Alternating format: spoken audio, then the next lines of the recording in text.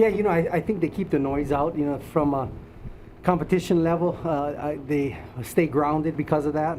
They're all fighting for that one spot, and they know if anybody goes down, the load is going to get heavier. And so I just think that they've handled themselves professionally, kind of kept the noise out a little bit, and know they need to live up to the expectations that's on them, especially coming from last year. Hey, Shaun, Chris Cartman, son of a source. Just now that you've worked with these guys another whole off season, from a skill standpoint, what are you kind of seeing from those top three in terms of maybe things that they're even doing better than last year or weren't as developed at last year? I think that was a point of emphasis for us, is to work on the weaknesses, and not be labeled the big back, the slasher back. Try to make sure that they're a well-rounded back on all three of them. So they've been very good at working at that, and I think you'll see that I can put and plug in any of those three at any time, and they'll get the job done. And what about Daniel in particular, the areas of growth that you've seen from him going all the way back to his first spring to now? He was hindered a little bit by injury that first spring. His confidence level is up there. I thought he probably had the best fall camp coming into it. And so he's competing right there along with the two of them. And it's good because it keeps those other two unsettled, knowing that competition level is right there. And Daniel's creeping up, and I just like what he's done in the fall camp.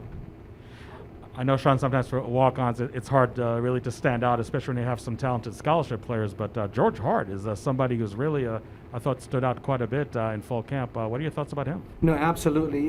His daddy is a coach in Louisiana. A very bright kid, had offers to the academies, and decided to come to ASU. Had a walk-on opportunity at LSU as well, and just wanted to come out west.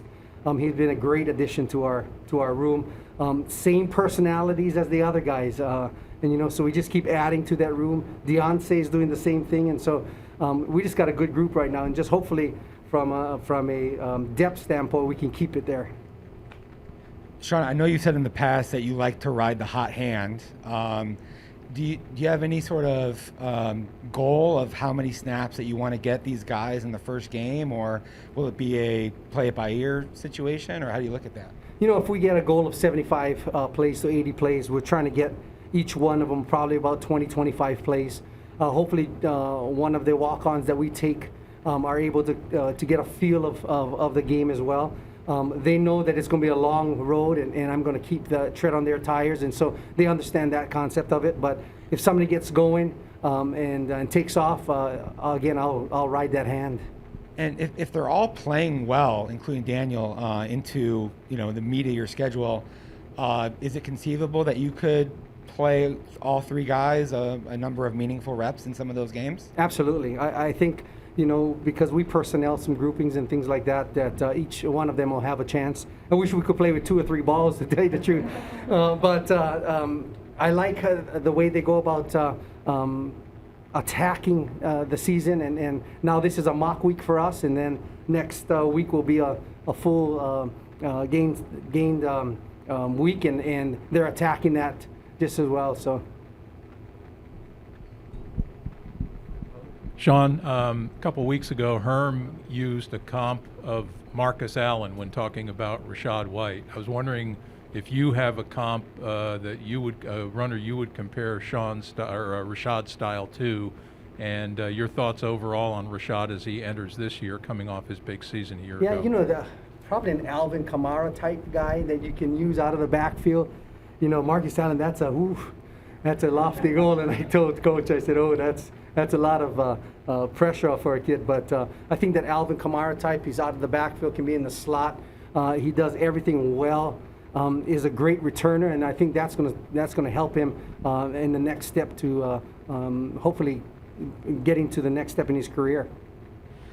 We talk about the high expectations for the running backs. It's not only just returning experience from last year in the backfield, but also in the front five. What have you seen from this offensive line in terms of their progression, even from the spring to fall camp, let alone from last year to right now? I think their communication has gotten a lot better. I think they have a feel of their strengths and weaknesses and how they're going to play off of it. I think Donovan is taking more of a leadership role on making calls and things of that sort. Linemen, especially these ones, kind of get goofy at sometimes, but because they hang around and live together all the time, I think that cohesiveness is going to be really good for them this fall. Just given how productive that you guys were last season, and Rashaad 10 yards per carry, and what you guys did in the Pac-12, do you even talk about stats at all as a group, or goals that you guys have in any sort of way that can be, evaluated, or is it just about, just doing the best that you can on every rep basis? Yeah, we talk about the quality of rep, not the quantity of rep. The big thing with our group is they're so win-driven. They really don't care about their stats. And it's funny because we talk about the hot hand. Whoever has the hot hand, they know who that's going to be. Sometimes on a rotation, they'll sub each other out, knowing who's the guy that has the strength for that personnel.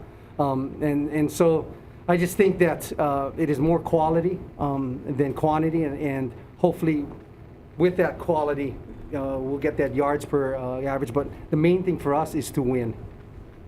Yeah, and the last question, given especially your experience as a head coach, how much value is there in having guys that can stay fresher at that position toward the end of the season, just given your ability to divide the reps? And that's something that I was thinking about earlier, being a head coach too. How do I get our team at the ending of the season just as strong as the beginning?